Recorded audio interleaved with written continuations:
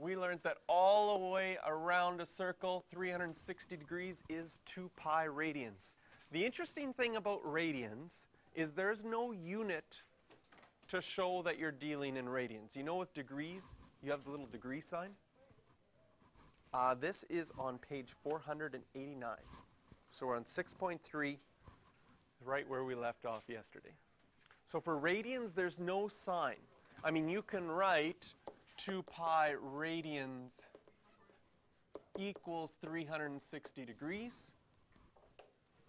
But now, from now on, if you're drawing a triangle and you put 90 in there because it looks like 90 degrees and you don't write the degree sign, technically you've written 90 radians. And 90 radians, if you think that there's 6.28 radians in one circle, 90 radians is a lot of times around. It's like 14 and a bit times around. So that is a huge angle. So we have to make sure from now on, they're very picky on the provincial final, that if you're dealing with degrees, you have the degree sign. If you're dealing with radians, you don't need to write anything for the angle. So we've got that 2 pi is 360 degrees. Reducing both sides by dividing by 2, we've got that 3.14 radians, or pi radians, is exactly 180 degrees.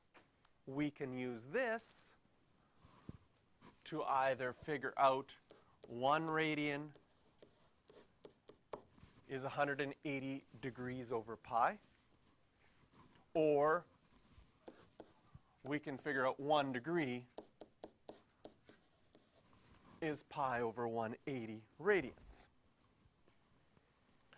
Because a lot of the things that we're going to do, like in this question 1, is we have to change something from degrees to radians or radians to degrees.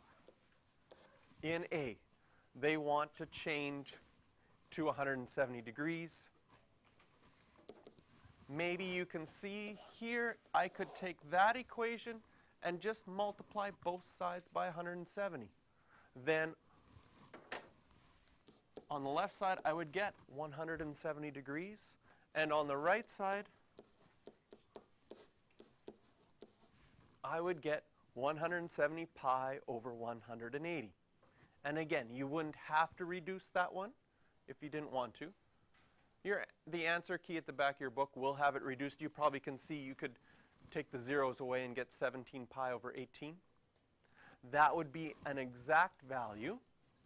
And if you wanted to find out the approximation of that, you would just type 170 pi over 180 into your calculator, and you would find out that it's equivalent to approximately 2.97. One of the things that we're going to do in this, and I'll get your question in a second, this year is every time we round something in preparation for the IB course next year, we always write approximation signs with sort of squiggle equals. Okay. Yeah, so that just means approximately, because anytime we've rounded, it's no longer exact. So when we approximate it, we just use that. Some textbooks use this. I've seen some textbooks put a dot over top. Different symbols for is approximately. So there's A. Part B. Now we have radians. We want to sketch this angle in standard position. Okay. So for part B, one of the things that's really going to help us for sketching, I'm going to put degrees on here first. Would you agree all the way around is 360? Halfway around is 180 degrees. This would be going 90 degrees, and here we would have 270 degrees. Those are easy ones to convert. In radians, well, 0 is 0, but 360 is 2 pi. Halfway around, we know, would be pi.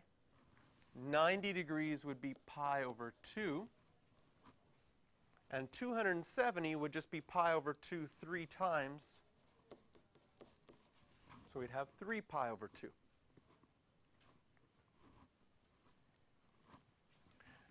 Now, when we're drawing an angle of negative 12 over 11 pi, one of the things to think about here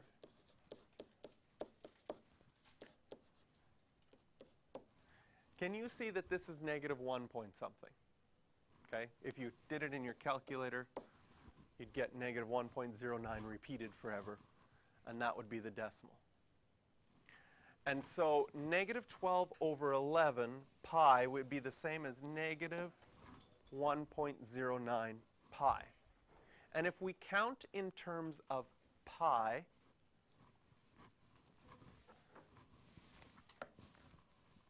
can you see that this is 1 pi in the negative direction? This would be 2 pi in the negative direction, 3 pi, 4 pi, negative 5 pi. And that's how you would count in terms of pi. So if we wanted to go just a little bit more than negative 1, well, that would go here into quadrant 2. And because it's a negative angle, we go in the clockwise direction.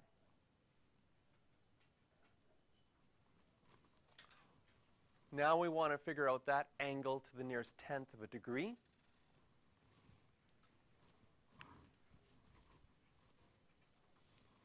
So again, if we think about the two things that we have here, we already know that 1 radian is 180 over pi. So if I wanted to get negative 12 over 11 pi, I would have to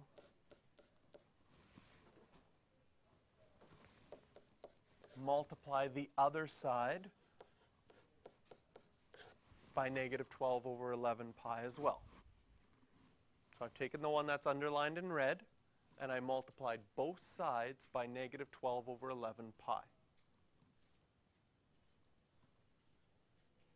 Can you see that you could simplify? When I multiply this through, these pi's are going to simplify out. And if I do negative 12 times 180 and divide that by 11, I get 196.4 squiggle brackets, which seems to match our idea of an angle ending in quadrant 2.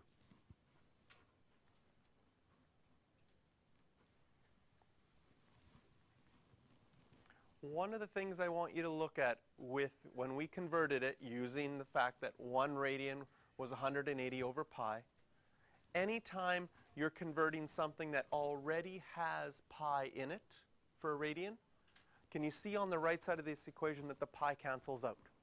In fact, all that's going to be left instead of the pi is 180. So a lot of students sort of use that as a shortcut. If I have negative 12 over 11 pi in radians, I can just change, since pi is equal to 180 degrees, I can just change pi to 180 degrees. And then that changes it quicker. And you can see why it works with the equation that we used before. But that becomes a nice strategy. Anytime you have pi radians, you can convert that to 180 degrees. Sometimes on the final exam they like to mess with your mind a little bit and say, can you convert pi degrees to radians? And then you have to say, well, pi is still 3.14. So convert 3.14 degrees to radians, and then you'd have to work with the other formulas that way. So there's part B. And finally, given that theta is 7.5 radians, determine its measure to the nearest tenth of a degree.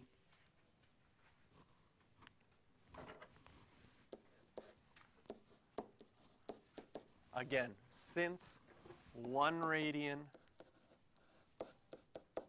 is 180 degrees over pi, I could multiply both sides by 7.5.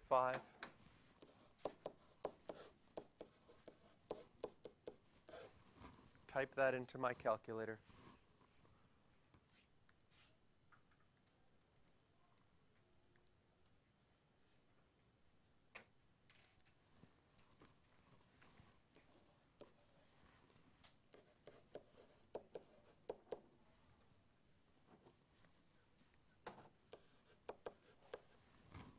and get approximately 429.7 degrees.